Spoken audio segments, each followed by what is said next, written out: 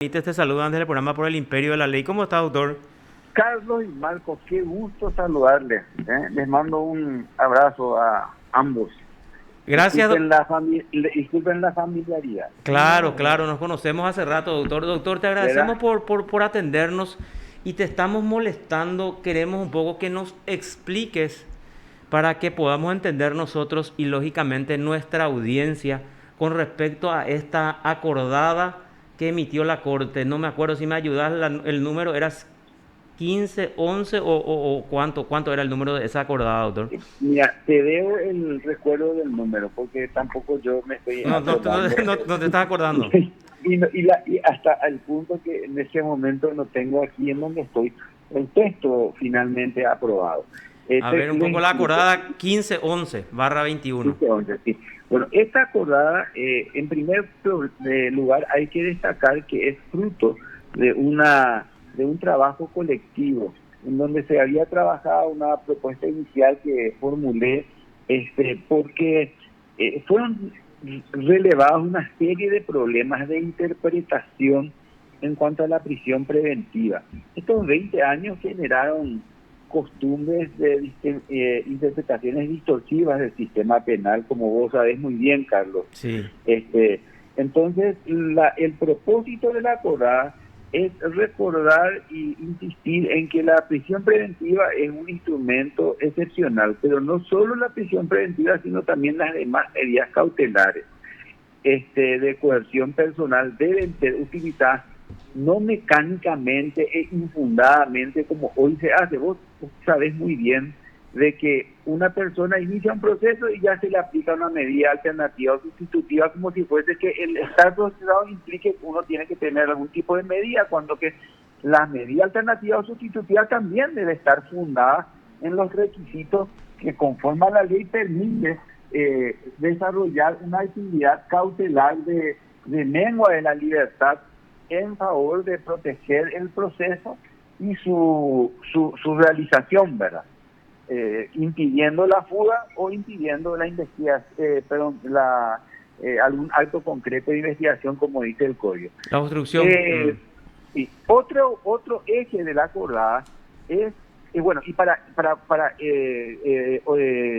hacer ello, contiene una guía. Esta guía es una interpretación como te digo, de varios aspectos que son conflictivos en el abordaje jurisprudencial de lo que es la aplicación de las medidas cautelares de coerción personal.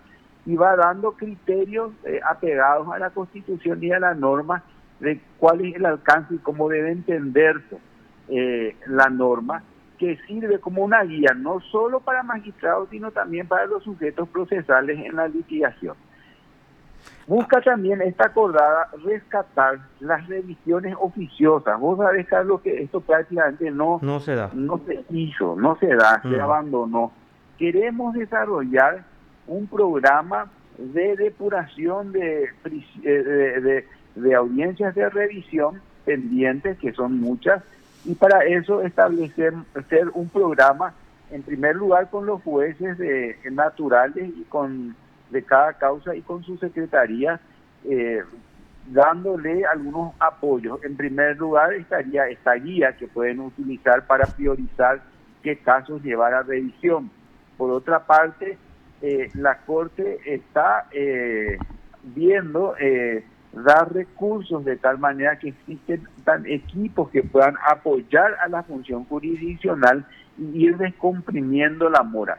¿Te acordarás que eso se hizo cuando entró en vigencia el Código Procesal Penal en el 2000? Se constituyeron equipos que visitaban los juzgados y apoyaban para que puedan realizar sus tareas depurativas.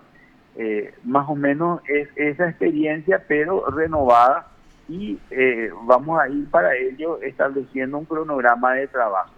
Todo esto, termino diciendo, emerge del hecho que se restableció la Oficina Técnica de Apoyo al Sistema Penal por un trabajo realizado con el apoyo de USAID, SEAMSO, va también el CES y MESID, desde este año involucrados en conseguir un ámbito organizacional que mire las disfunciones producidas en el sistema penal y vaya provocando propuestas que colaboren en reencauzar el proceso penal dentro de los marcos de la Constitución y de la ley.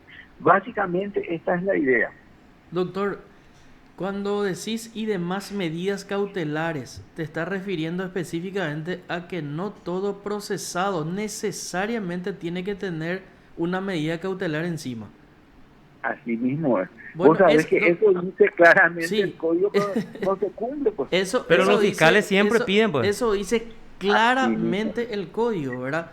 Y yo cuando le escucho hablar así al doctor, me lleva a sus clases dentro de la escuela judicial, donde varias veces este tipo de cosas se debatió, ¿verdad?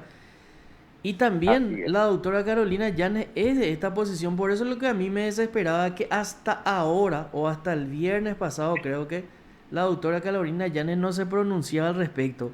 Siempre se dejó en claro que la prisión preventiva o las demás medidas cautelares son de carácter excepcional. Y al final, con el transcurso del tiempo y lastimosamente no sé, el día a día del tribunal hizo que eso se invierta. La excepción es la regla. Libertad. Exactamente, la excepción es en vez de ser la regla, sí. La libertad es la excepción. Así mismo. Ahora, lo importante es aclarar a la gente que nos escucha, doctor, en el sentido es que, viste, los fiscales incluso nos estaban diciendo la semana pasada nomás que sí o sí una imputación tiene que ir aparejada con un pedido de medida cautelar. Eso no es así, ¿verdad? O sea, yo como fiscal puedo imputar, pero no es necesario que pida ninguna medida porque no veo ninguna obstrucción o ningún peligro de fuga o ningún otro elemento que puedan fundar de la prisión preventiva que puedan fundar las otras medidas, ¿verdad? Sí. Aquí es así mismo como ustedes señalan. Y ustedes saben, los dos conocedores del derecho y del funcionamiento del sistema penal, que no hay nada que discutir respecto a eso en la norma. El problema es la conducta de jueces, fiscales, ¿verdad? Y vamos a ser honestos también. Debemos reconocer que está demostrado en la encuesta de victimización que nuestro país vive una altísima inseguridad subjetiva. ¿A qué me refiero cuando hablo de inseguridad subjetiva?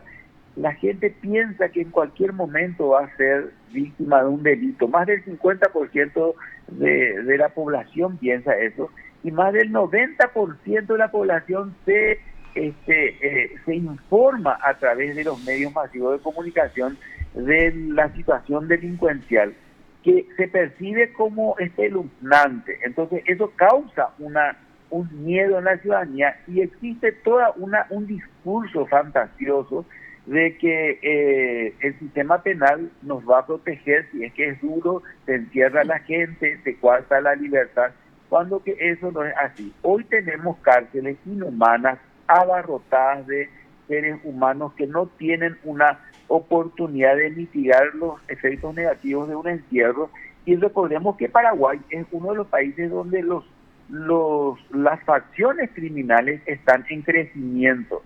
Ese es un fenómeno sumamente delicado. Entonces, no solamente porque nos preocupa la dignidad de todo procesado, que está muy bien que nos preocupe porque cualquiera de nosotros puede ser procesado en cualquier momento, eso es así, ¿verdad? Sino también por el hecho de que estas facciones no podemos permitir que sigan creciendo a expensas del encierro masivo que se da. Hoy día el país es el cuarto de mayor prisión preventiva en el mundo. Pero ustedes se imaginan lo que es eso, es un despropósito.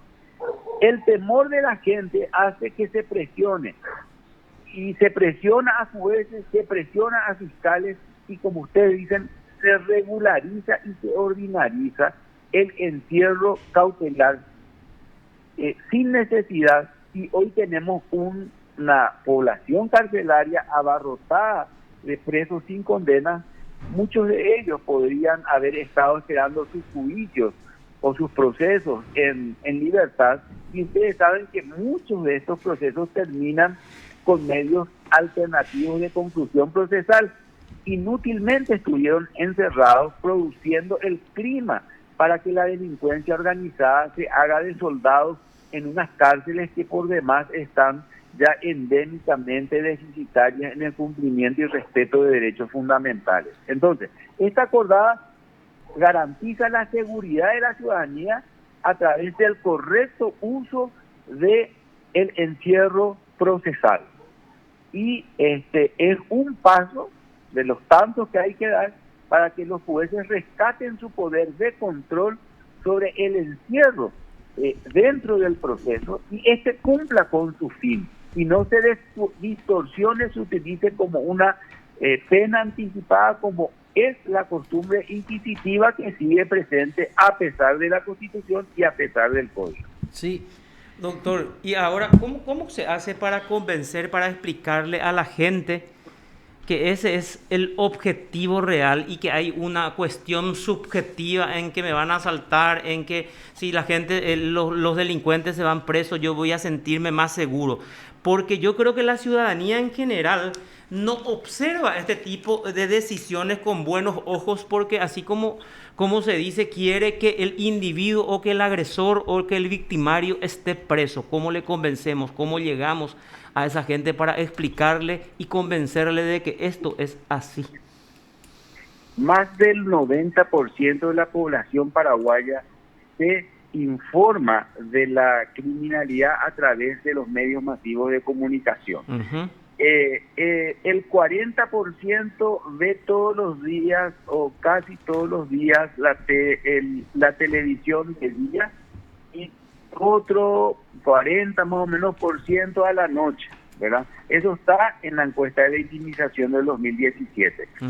La gente adquiere una visión de la inseguridad no tanto por lo que pasa, sino por la forma en que los medios presentan lo que pasa. Se ve al mismo motochorro, vos sabés eso, Carlos, ¿verdad? Uh-huh. Asaltar de mañana y de noche. Y se le ve primero a la abuela que llora, después a la persona que llora, después a los vecinos, después o sea, toda la semana se ve eso y parece que estamos llenos de motochorros, cuando que en realidad, y es de hecho en la encuesta de victimización uno de los hechos punibles cometidos de ese modo que más temor causa. Sin embargo, la encuesta revela que apenas el 2% de la población victimizada en Paraguay sufrió delitos violentos. Es decir, nosotros tenemos un índice de 6 homicidios, Carlos, por 100.000 habitantes. Brasil, nuestro vecino, tiene 30 por 100.000 habitantes. Desde luego me van a decir los que escuchan si no entienden lo que estoy diciendo, pero lógico, Brasil va a tener más muertos. No, señores, lo que yo les estoy diciendo es que se saca la tasa. Entonces la tasa es por 100.000 para poder comparar. Aquí tenemos 6 homicidios, en Brasil tenemos 30. Hace 10 años Brasil tiene cada vez más homicidios y nosotros hace 10 años hemos descendido nuestra tasa de homicidios. Quiere decir que somos más civilizados los paraguayos. Pero eso, si es que logramos de que sea transmitido como mensaje, y ahí hay una gran responsabilidad de los compañeros periodistas, ¿verdad?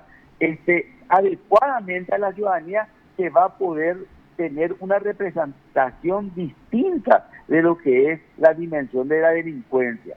Por otra parte, le tenemos al primer comando capital creciendo, le tenemos a otras facciones criminales creciendo en las cárceles. Y justamente allí donde nosotros cargamos de gente que debería ir a otros sitios o a otros sistemas para que justamente no se perfeccionen o se vinculen cada vez más a la delincuencia. Entonces, esa política pública es la que hay que trabajar si queremos realmente impedir que, como en otros países, dentro de poco tengamos facciones criminales organizadas presionándonos y extorsionándonos en nuestras casas, ¿verdad? Eso está pasando en otros lugares de América Latina. Aquí va a ir creciendo esa amenaza. Y esa amenaza solamente se puede también lograr si se frena el uso masivo de la prisión preventiva. Entonces, ese mensaje, ¿cómo va a llegar? Va a llegar básicamente a través de la responsabilidad con que el periodismo debe ser ejercido y de la ciencia que debe estudiar los fenómenos para develar y no ocultar datos que nos permitan conocer en qué situación estamos y qué medidas debemos tomar para ir forjando una política criminal que coadyuve con las políticas sociales y brinde mayor seguridad a la ciudadanía. O sea, yo particularmente estoy 200% de acuerdo con que haya una bajada de línea, entre comillas, de la Corte Suprema a los jueces y camaristas, ¿verdad? Y no, ¿por qué no? A los mismos ministros de la Corte, ¿verdad? Hay una cuestión que un compromiso, ¿verdad? Sí, esa sensación de seguridad que reclama Carlos, que reclama la ciudadanía, no puede estar por sobre la norma establecida en el Código Procesal. No por darle una sensación de seguridad vamos a seguir llenando cárceles, ¿verdad? Y además, si uno lee el artículo 242, en el numeral 2 dice que existan hechos suficientes para sostener razonablemente que es autor o partícipe de un hecho punible. Y hace poco hablábamos nosotros con la defensa pública y 5 casos que tuvieron la semana pasada fueron absueltos porque no se pudo sostener la existencia del hecho punible y estuvieron 8, 6 y 2 años casi en prisión preventiva. Asimismo es que existe una responsabilidad de comunicar eso adecuadamente como vos lo estás haciendo. Y no es falaz, no es engañar al pueblo, sino realmente insistir en la verdad. El miedo no nos tiene que llevar a aumentar las zonas criminógenas donde la gente que no tiene oportunidad en el sistema formal de acceso al trabajo opta por un modelo de vida en la delincuencia que causa daño. Más del 40% de los hombres que están hoy en nuestras cárceles están por delitos vinculados a la cuestión económica. Eso nos habla de que el problema central es la supervivencia económica en tiempos además bastante difíciles con todo esto del COVID. Entonces, es allí donde tenemos que hacer un esfuerzo serio para no ser populistas y con un discurso vamos a meterlos en las cárceles, creamos de que vamos a solucionar el problema. Ahora, este enfoque hoy día es posible hacerlo con datos que convencen.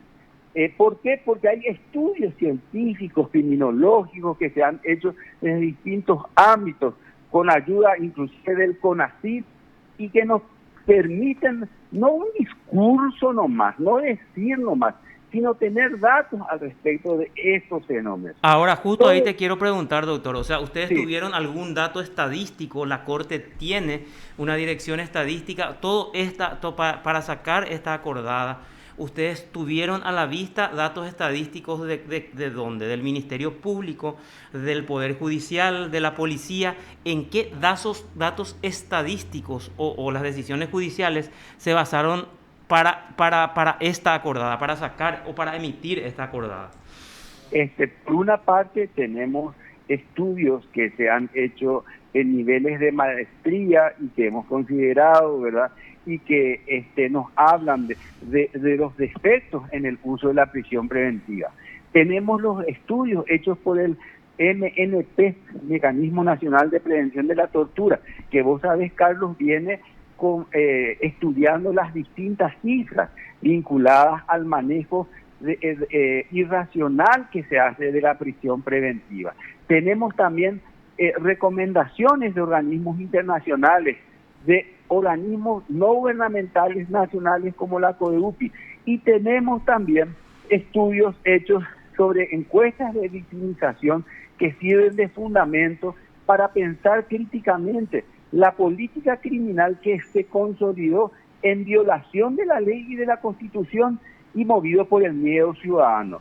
Si ustedes ven las reformas de aumentos de penas que se hicieron, de tasaciones de funciones judiciales para la aplicación de la prisión preventiva en forma dura, ven de que tiene un argumento en su exposición de motivos en donde los legisladores distintos que fueron legislando hablan del creciente aumento de la delincuencia, cuando que si nosotros miramos los datos que están registrados de la Policía Nacional y más allá de ella, de la encuesta de victimización, en realidad nosotros no somos un país sumamente inseguro desde un punto de vista objetivo. Se debe hacer una distinción entre la seguridad objetiva y la seguridad subjetiva.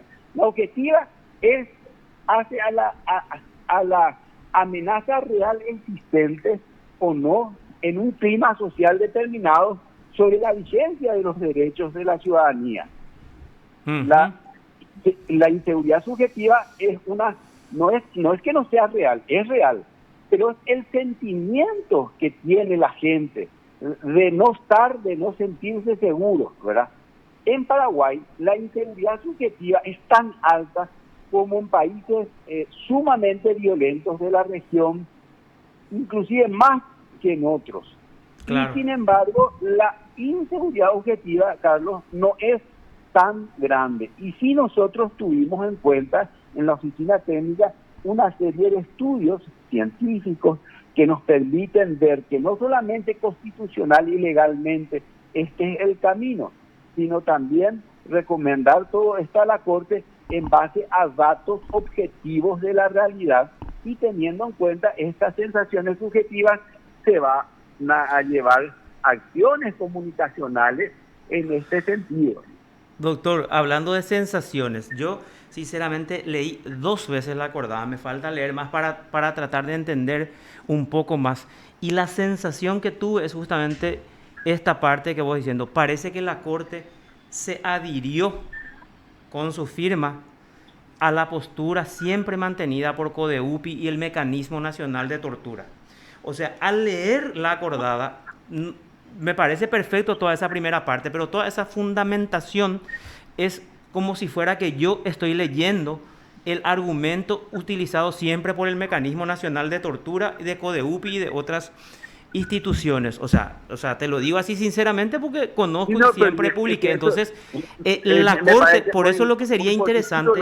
Sí, Y me parece muy positivo lo que decís, digo. Recordemos que el Mecanismo Nacional de Prevención de la Tortura es un organismo del Estado paraguayo creado justamente para dar recomendaciones, entre ellas al Poder Judicial, y la primera nota que produjo este organismo fue dirigida a la Corte Suprema de Justicia, hablándole de la situación crítica de la prisión preventiva, y eso se fue profundizando en estudios científicos posteriores, y todos ellos se hicieron llegar a la Corte. Esta es por primera vez la Corte está acogiendo recomendaciones que vienen de ese ámbito, y también de encuentros con jueces de toda la República que se tuvieron telemáticamente en cursos donde ellos expresaban una serie de preguntas, de opiniones. Todo eso está recogido en esta acordada. Sí, doctor, yo insisto en la pregunta de Carlos. Hay un dato estadístico, por ejemplo, para una muestra de Asunción. ¿Cuántos jueces penales de garantía dictaron prisión preventiva en contra de las normas establecidas en el 242? ¿Existe eso o ahora se va a empezar a hacer una evaluación? Porque leí también que a partir de ahora creo que se va a establecer un mecanismo de control de la oficina del doctor Ein, la auditoría. De auditoría de gestión, ¿verdad? Entonces, hay un dato estadístico previo, se van a hacer esos controles, y ¿cuáles serían las sanciones para los jueces? Justo miré la acordada. Sí. ¿Mal desempeño en sus funciones? ¿Sería remitido su antecedente al jurado? ¿Cómo se va a operar en esta situación, doctor? Bueno, no me toca a mí dar contestación a eso, porque eso es una decisión de la Corte Suprema de Justicia y yo soy simplemente un asesor. Pero sí puedo decirte lo siguiente: sí se tuvieron en cuenta estudios sobre el uso de la prisión preventiva y el creciente encierro preventivo que aumentó desde hace 10 años en forma alarmante, y sobre todo desde el 2011 para adelante, ¿verdad? Eso se tiene registrado con cifras cuantitativas que yo en este momento no las tengo a la vista y no tengo en memoria como para poder ir describiéndote. Sí. Pero es un aumento de más del 130, si no recuerdo, por ciento en estos últimos 10 años de la cantidad de gente presa, y hemos vuelto de nuevo a cifras de cantidades de prisión preventiva realmente preocupantes. Por otra parte, conozco y tengo en cuenta y tengo a la vista como asesor estudios que se hicieron sobre fundamentación de la prisión preventiva, en donde estos temas fueron relevados en más de 1000 resoluciones por una magistrante que recibió el título de máster, ¿verdad? Una fiscal que accedió a ese título. Es decir, datos científicos hoy existen porque se promovió el estudio del fenómeno. Ahora, ¿qué es lo que vemos? Tenemos que tener muy en cuenta de que este es un fenómeno cultural que no es que solo requiere sanción, sino hoy está estudiado de que los jueces, para poder ejercer independientemente la aplicación de la ley, exentos de temor, deben contar con mecanismos institucionales de apoyo. La Corte, con esta acordada, como bien ustedes lo acaban de señalar, hasta establece un compromiso para los mismos ministros que firmaron la acordada. Eso esperamos se refleje en que los jueces sientan un apoyo, pues tienen un instrumento que les indica criterios que pueden en su fundamentación invocar esa mayor seguridad que tenga el magistrado, que tiene un apoyo institucional de las autoridades del poder en donde actúan como tales. Está estudiado en la literatura sobre la independencia judicial como una cuestión central para poder ser realmente independiente. Yo conozco en lo personal casos en donde magistrados fueron destituidos por aplicar la ley, más allá de cómo se habrán desempeñado en otros casos. Los casos en los cuales fueron juzgados en realidad eran casos que fueron incididos por una serie de factores extralegales en el jurado de enjuiciamiento y no precisamente por una correcta aplicación de la materia de medidas cautelares. Entonces, la existencia de una acordada de esta naturaleza fortalece la posibilidad de que los jueces sean más fieles a la ley. Ahora, si se va a desarrollar un sistema de sanción, mira, la experiencia paraguaya nos revela lo siguiente. Aquí se sancionaron a jueces por proteger la libertad y dar medidas alternativas y sustitutivas, pero nunca se enjuició a un magistrado por haber tenido más de un año sin prisión preventiva y sin revisión oficiosa que debe llevarse a cabo cada 3 meses, por ejemplo, ¿verdad? Sí. Entonces, existe una disfunción generalizada en la que no puede ser la primera reacción la sanción, sino tiene que ser un trabajo sistemático para que los jueces accedan a criterios, a interpretativos que colabore con su función jurisdiccional, a sistemas organizativos que le permitan agilizar los trabajos que tienen abarrotados por la mora que existe, por la gran cantidad de expedientes, y también accedan a signos, gestos desde los centros de poder que están para proteger a aquel que aplica la ley correctamente.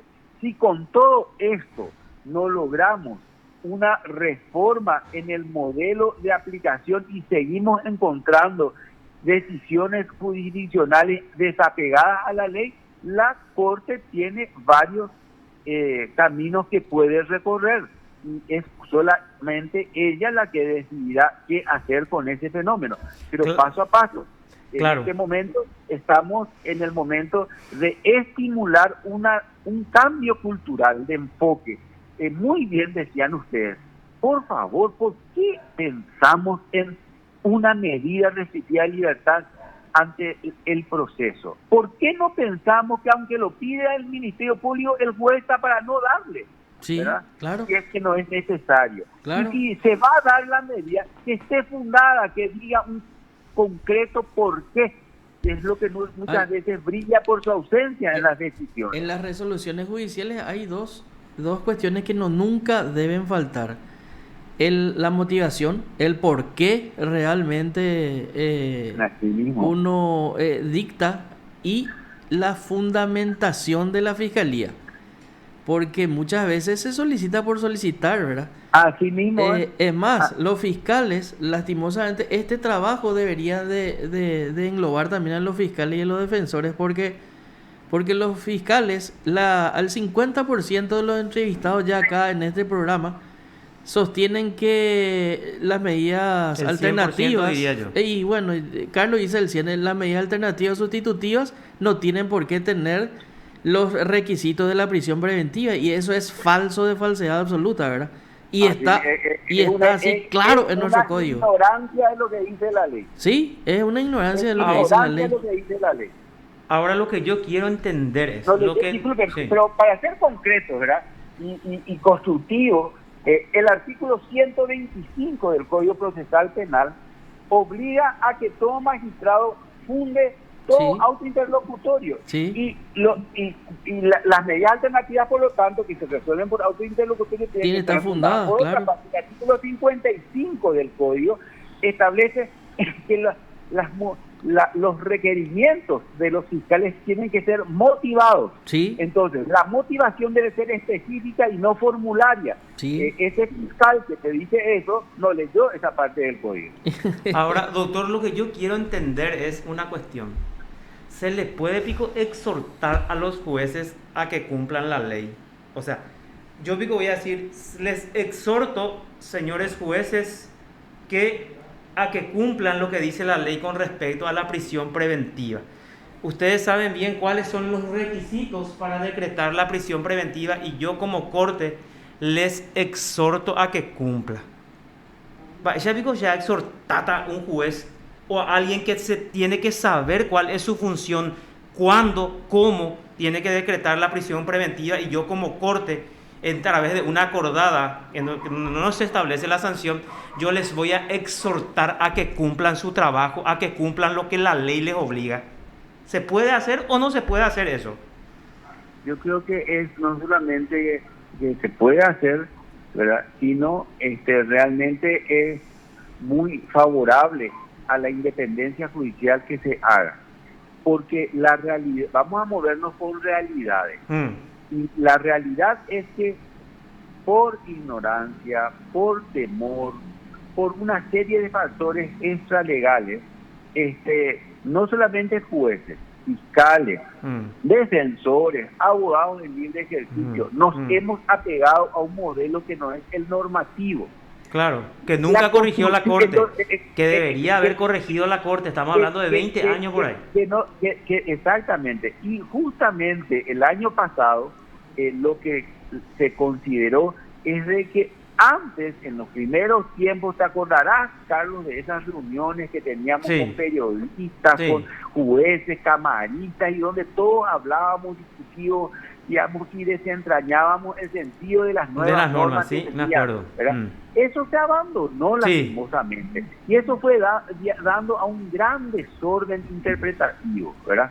Entonces, no está mal que la Corte exhorte, porque no afecta la independencia judicial, porque lo que hace es exhortar al cumplimiento, como vos decís, de la ley. No le está diciendo vayan. Claro, pero yo entiendo, y también justamente ayer le estaba escribiendo a algunos magistrados y me dijeron, ¿y cómo tenía que hacer la Corte?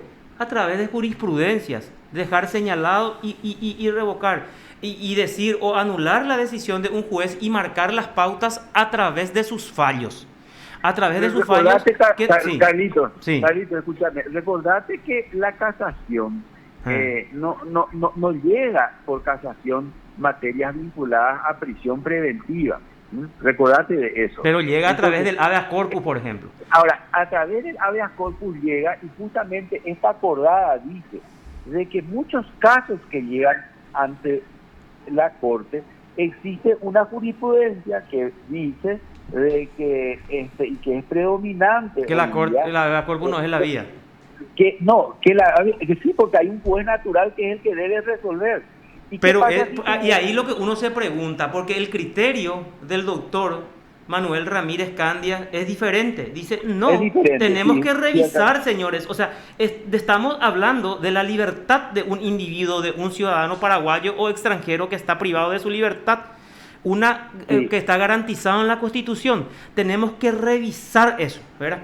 Y tanto Ramírez Candia como otros jueces que puedo citar, les voy a dar nombres. El doctor el doctor Pedro Mayor en función de corte. Sí. También les puedo decir Emiliano Rolón en función de corte. Estoy citando a lo que me acuerdo. ¿Te acuerdas? Yo también. También Gustavo Ocampo en algunas jurisprudencias. Es más, existe un libro de la Corte donde están compiladas estas opiniones, donde dice, por ejemplo, de que cuando se trata de compurgamiento, es decir, de duración máxima de la prisión preventiva por compurgamiento de pena mínima, no hay nada que hacer. En las prohibiciones absolutas, la Corte debe declarar esa ilegalidad de la privación de libertad, aunque sea un juez el que lo haya decretado. Exacto. ¿Verdad? Pero es cierto, es un tema discutido. Yo no soy quien para pontificar sobre lo que cada ministro diga. Tengo mi análisis crítico publicado en artículos científicos al respecto, pero esa es una vía jurisdiccional sumamente importante y está bien. Los magistrados pueden reclamar eso. Espero que sean consecuentes y entonces resuelvan esos que están reclamando correctamente, porque conozco a mucha gente que de pronto reclama eso, pero uno mira a su juzgado y encuentra decisiones en donde en un caso dice sí, en otro caso dice no, sin entender muy bien por qué, ¿verdad? Pero más allá de eso, estoy citando a varios que sí están de acuerdo en una jurisprudencia favorable que a través del habeas corpus se resuelvan casos. Pero ahora, escúchame, ¿qué dice esta acordada? Dice también de que muchos casos que llegan a habeas corpus no deberían llevar por una correcta resolución, y en ese sentido es que se establece un programa de acción de apoyo a los jueces, un programa una guía de interpretación, y bueno, y es una de las acciones, así como también hace falta una seria, creo yo, ¿verdad? Yo recomendaría, y está eso en perspectiva, una seria conversación con el jurado de enjuiciamiento, porque de qué sirve todo esto si después en el jurado de enjuiciamiento se va a seguir destituyendo a gente por aplicar la ley, ¿verdad? Entonces, son varias aristas sobre las cuales se debe trabajar. Y yo no creo de que sea impertinente que la Corte exhorte el cumplimiento de la ley. Porque, miren, hablemos de realidades, Carlos. Sí, exacto.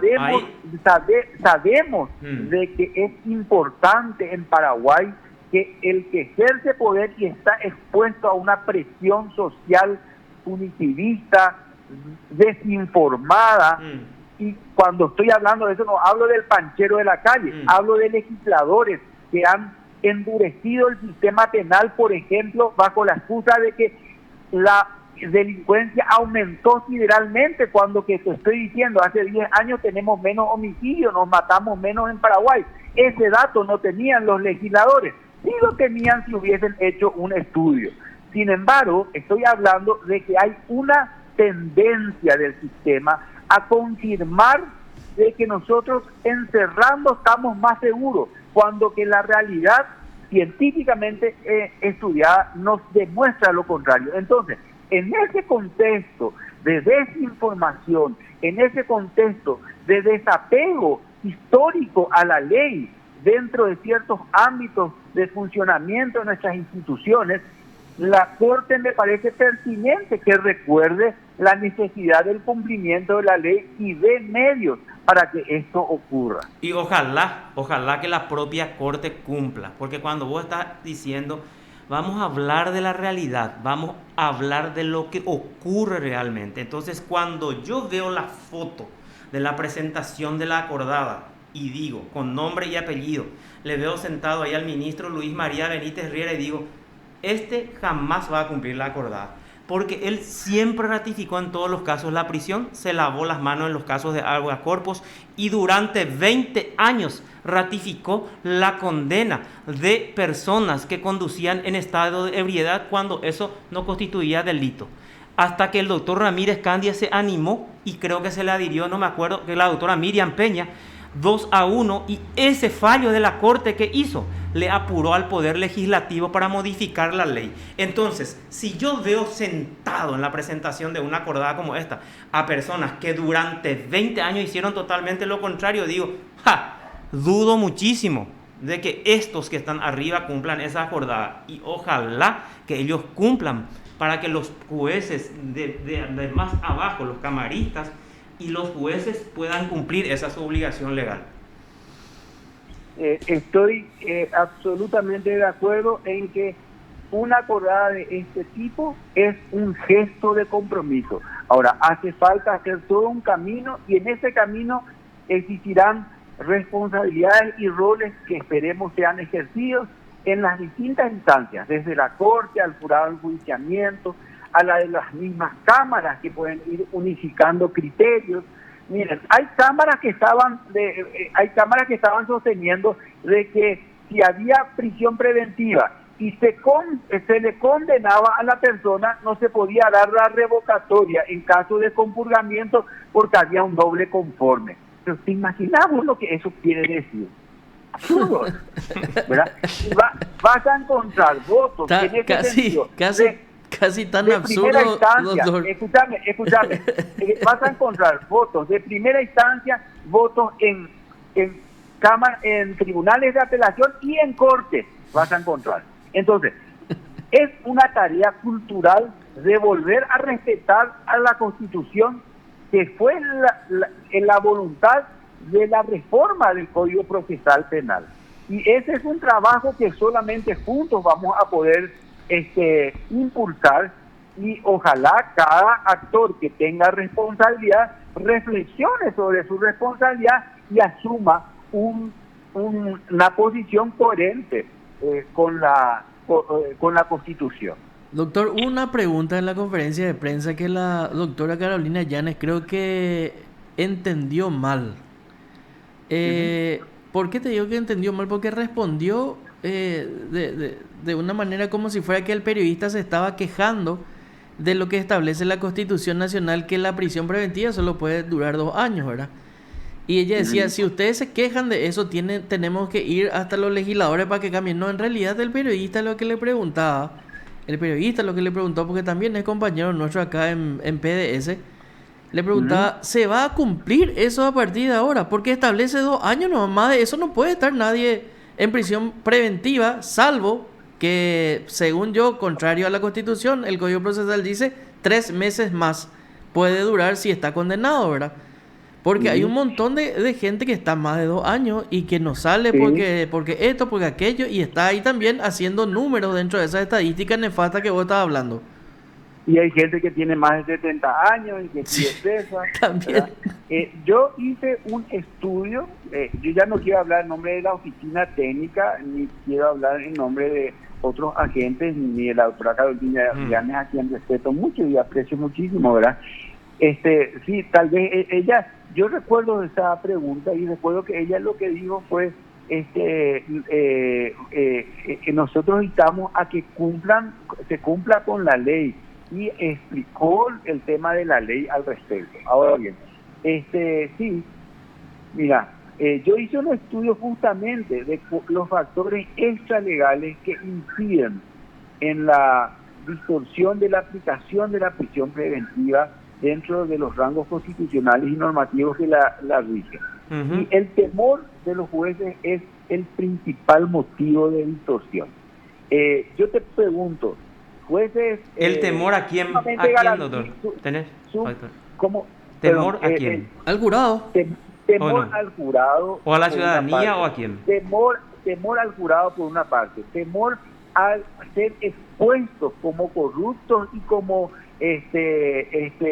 cómplices de delincuentes. Claro, cómplices de delincuentes por medios masivos de comunicación, radios que actúan ciudadanos que se movilizan indignados y van a protestar en contra de jueces, etcétera. Existe un ambiente punitivista que es el que rige mucho de la reacción social. Entonces, esa reacción social causa temor en los magistrados. Por eso vuelvo a insistir, Carlos, creo que un gesto como este y la vigilancia de ustedes sobre todos los agentes que tengan que cumplir con la Constitución, dando libertades, ¿verdad?, y criticando cuando ello no sea así, es central. Yo aprecio, festejo y aplaudo la jurisprudencia que está dictando justamente el doctor Ramírez Candia, no solamente en materia de prisión preventiva. También existen precedentes en donde los votos de la doctora Carolina Yanes están marcando una diferencia largamente reclamada por la comunidad jurídica y están reencauzando con esa jurisprudencia la interpretación normativa.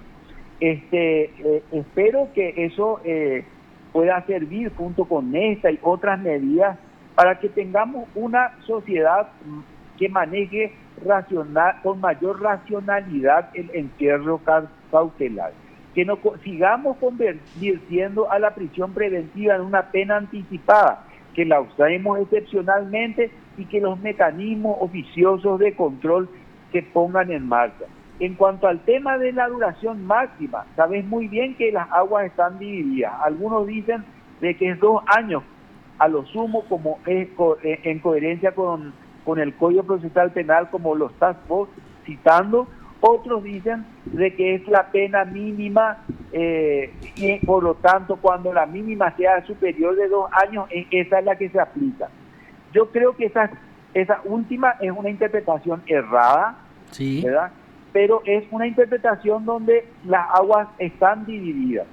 Es acordada en muchos puntos, toma posición muy clara y en otras insiste simplemente en el cumplimiento normativo y no va a ser la panacea de todos los problemas interpretativos.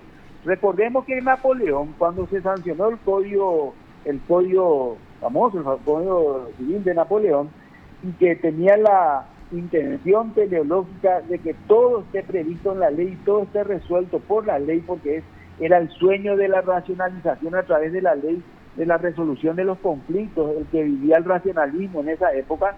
Cuando sale el primer comentario de ese código, dice: mi código está perdido, dice. ¿Te acordarás de esa anécdota? Sí. Ya otra vez estos juristas y estos jueces se ponen a interpretar lo que deberían aplicar. Hoy sabemos que Rayoli, que es un gran garantista, él reconoce 3 poderes en el juez que le son inalienables y no pueden ser ni siquiera disipados por la mejor aplicación del principio de legalidad. Uno es el de denotación jurídica, interpretar la ley en donde la palabra de la ley puede tener distintos significados y finalmente el significado que es aquel que elige el juez. El otro es el de comprensión equitativa de los hechos. Esto se refiere a la posibilidad de interpretar los elementos de prueba que por vía de la inferencia interpretativa pueden llevar a deducciones distintas y donde los jueces pueden discutir y estar convencidos de cuestiones distintas cuando es un mismo elemento el que se interpreta como prueba de algo. Y lo otro es la comprensión equitativa, que siempre es un poder que disminuye el rigor de la sanción penal y es donde muchas veces palabras valorativas de la ley son aplicadas por el magistrado en favor de la disminución del rigor punitivo, pero que no denotan una idea empíricamente demostrable, sino un valor. Cuando te dice, por ejemplo, en caso de insignificancia podrá... ¿Cuál es la insignificancia? Claro, ¿qué es la insignificancia? Finalmente es lo que el magistrado decide. Claro. Entonces, estos poderes, dice Ferrajoli, escapan de la estricta legalidad.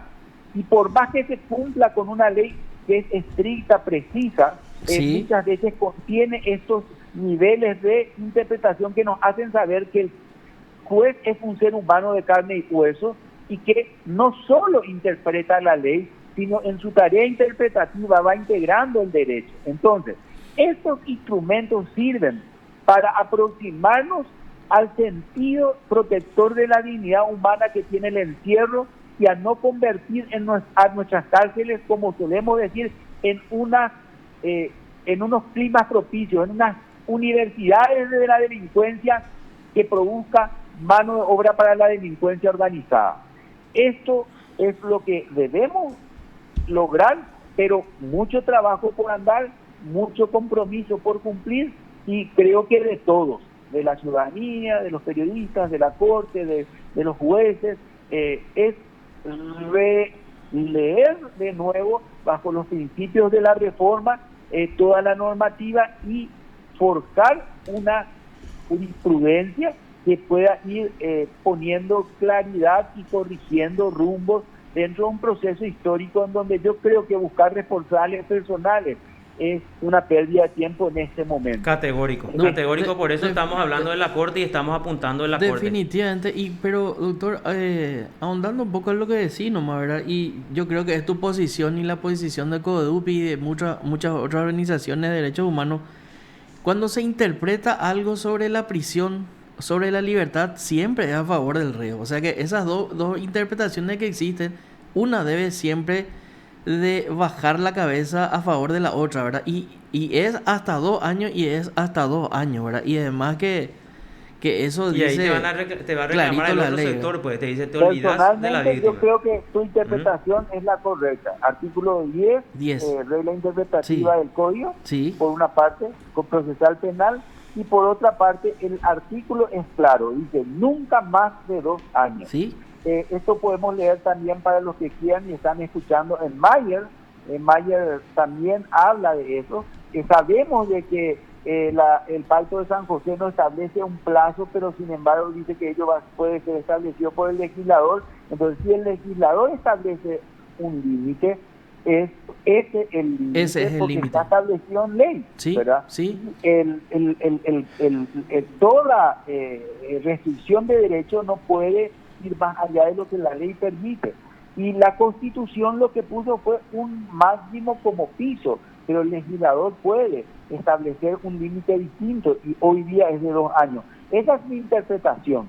No, eso no puede obligar a nadie. Desde el punto de vista interpretativo que hace 20 años vengo sosteniendo, está en la primera interpretación que se hizo del Código por la Corte como nota de Marcos Jones de Terreo. Si quieren verla, no cambié esa interpretación, me mantengo en eso, me mantendría si uso el poder jurisdiccional, me mantuve cuando usé el poder jurisdiccional, pero bueno, reconozco que el poder de interpretación normativa puede hacer entender otra cosa a otro juez, y puedo criticar, porque la crítica de los fallos es libre, como ciudadano puedo criticarlo, pero respeto que todo esto es complejo y fruto de toda un trabajo que espero podamos hacer para mejorar nuestro país. Doctor, para ir concluyendo, ¿esta acordada ya entró en vigencia? Mira, Carlos, yo quiero leer un poco el texto final, porque estuve con tantos textos alternativos, buscando, etc. Y yo no, en este momento no tengo el... Y a partir de que entre en vigencia... Yo entiendo de que están firmando todavía los ministros, no sé bien cómo es, pero que se aprobó. Correcto. Sí, desde luego. Lo que quiero entender, porque ahí hay un plazo de 5 meses para los jueces en cuanto al tema de la revisión de oficio. Pero hay que entender una cosa. La guía como instrumento de trabajo ya entra en vigencia, porque eso se pone a disposición de toda la comunidad jurídica. Lo que pasa es que existe un anexo 1 que es la guía, y un anexo 2 que es el programa de depuración de audiencias de revisión, y en ese programa de depuración se le da un tiempo a los jueces para que ellos, con esta guía y otros apoyos que se puedan articular según los medios con que se cuenten, que son escasos, desde la oficina técnica puedan ir regularizando su agenda de revisiones. Ahora bien, lo que dice es que la auditoría de gestión establecerá mecanismos de control de la acordada, ¿verdad? Entonces, eso también debe ser un programa que se conciba y se aplique como coadyuvando para poder dar vigencia plena a la intencionalidad de política criminal que tiene esta acordada. Doctor, muchísimas gracias por este contacto. Bueno, y estamos a la orden. Es un gusto conversar contigo, Roque Orrego. Un gusto realmente encontrarme en este espacio compartiendo ideas para que la ciudadanía escuche, discuta ampliamente todo esto. Yo creo que es un signo positivo, la primera vez que la Corte da un signo tan claro en este sentido, y esperemos que todo esto sea para el bien de nuestro país. Sí, señor. Gracias, doctor. Muy amable. Que tengas una buena jornada. Gracias, igualmente. Un abrazo. Abrazo. Te informó PDS Radio TV Digital. El abogado Roque Orrego. Sí, señor.